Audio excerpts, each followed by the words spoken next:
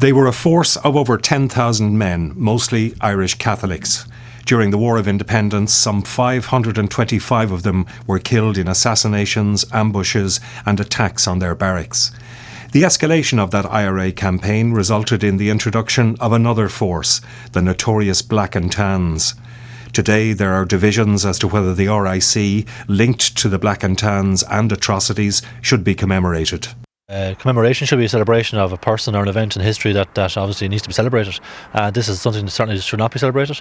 I think there was a strong hand of the British government of the day who came here, and many were Irish people of course as well, but they caused absolute turmoil, and I think it would be an absolute insult to those who fought for our freedom as the Ireland we have today if I was to attend that event as Mayor of Galway City. Others are adamant that there should be a commemoration for either RIC or Dublin Metropolitan Police casualties of the war period. We're not talking about glorifying the actions of the RIC, but we're just to remember them, and especially the sacrifice that they made.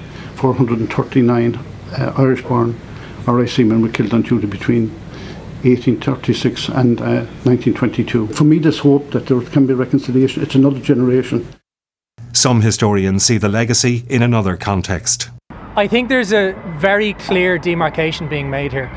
The members of the Black and Tans and of the auxiliaries, which numbered 5,000, 1,500, are not being commemorated here. Instead, the roughly 8,000 RIC and the roughly 1,500 DMP are being commemorated. And in terms of looking at the experience of individuals who lived through this time, I believe in a measured sense this is an appropriate way to mark a very difficult and contested part of our history. And that's not to dispel that atrocities were carried out by the RIC, but this was in a time of war.